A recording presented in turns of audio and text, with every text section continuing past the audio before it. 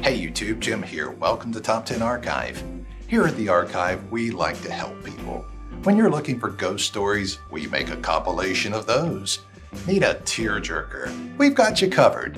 This time around, if you're concerned about the person you're dating or parent that might be a narcissist, we're here to help by giving you the top 10 signs you are dealing with one. But before we get started, why not become an archivist today by clicking that subscribe button and notification bell so you don't miss out on any future uploads. If you end up enjoying this video, let us know by giving it a thumbs up, and in the comment section, tell us your stories of dealing with a narcissist. Number 10. Need for attention and validation. It's hard to make out these days who's just someone living in post-social media and who's a narcissist. But if the person needs attention and validation all the time, chances are they're a bit narcissistic. The way they do it might seem very subtle, asking you to do something for them, or by saying something to get your attention, but keep an eye out. They need you to validate them somehow, especially in supportive and positive words. However, it's never enough. Prone to bragging, they're constantly trying to get approval from people around them to nurse their fragile egos. Since they need constant validation, they will chase the admiration to the point of annoying those around them. Fishing for compliments never ends, is often one-sided, and an endless stream of compliments of how great and special they are, which by the next day will be long forgotten and in need of a new batch. Number 9. Perfectionism. This could be a rather positive trait of narcissists. If you're hiring, this is the person you might be looking for. Sure, they're bad at taking criticism, and they never take orders, but boy, whatever they're doing it well. They believe everything should live up to their expectations. Often they're left feeling disillusioned and dissatisfied because nothing and no one can live up to those impossible standards. Number 8. Controlling. A narcissistic person often seems like they're showing signs of lack of flexibility and a need for control. They think if they can just control what isn't quite living up to their expectations, they can make it right.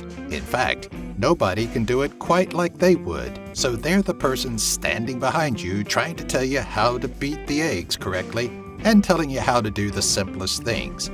They feel entitled. If you go off script, they can get really upset and demand that you return to what's expected of you. You're not your own person. You're a character in their story. Oftentimes, a narcissist will find other people to take their side, even with blatant lies, to use them against you so that you feel like you're the bad one. Number 7. Lack of responsibility. Of course, nobody is perfect, so when the narcissist inevitably messes up, watch for how they react. Are they saying, "Yeah, that was my mistake," or blaming others and deflecting the situation? This is a key sign that the person you're dating is a narcissist. When things go right, that's when they want to say it was their plan, their doing, and that's why everything went right. If you're into stories of how serial killers talk about their crimes, most of them do not take responsibility for their own crimes, blaming their mothers and their upbringing instead. Number 6. Entitlement. Since they think that they're so special and perfect, they expect special treatment. They should be given whatever they want. They should be respected, admired, and their needs should be anticipated. Anyone who doesn't do this is useless.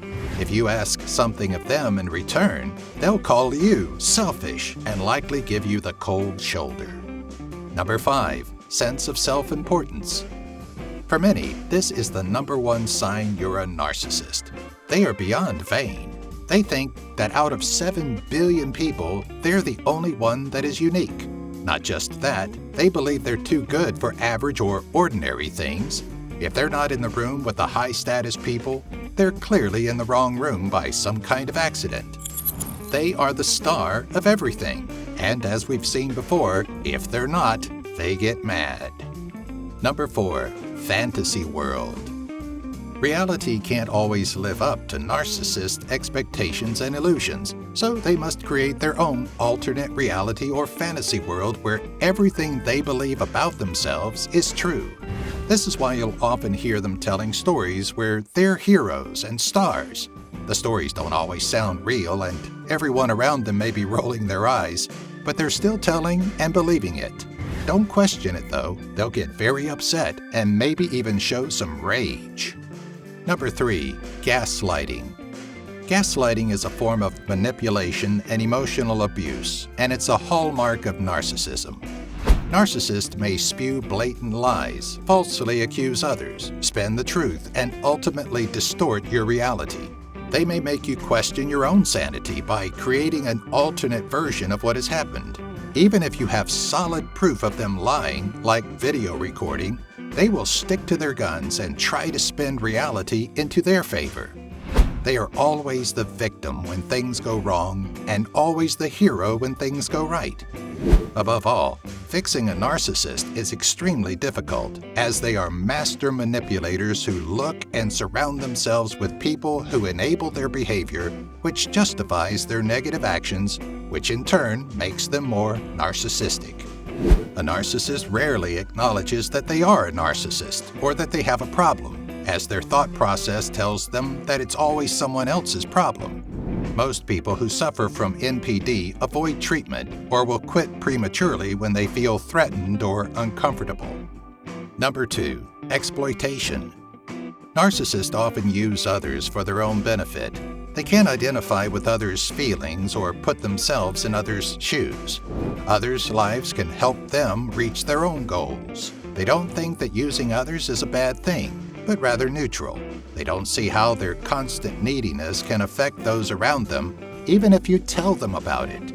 The only thing they know is their own goals, needs, and how you can give them what they want to reach them. Number 1. Belittles, demeans, and intimidates you. If a narcissist meets someone they're intimidated by, someone confident and popular, they'll feel threatened. They'll go straight into anger, contempt, and bullying. They look like they're patronizing them or dismissing them, but in reality, the bullying and name-calling is just a way in their reality to break down that person to somehow make them not better in some way. Warped logic, but it works in their fantasy.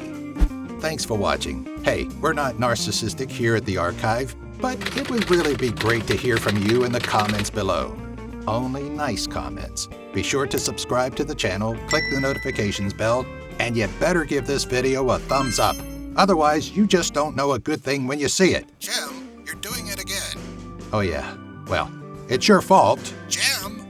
Just saying.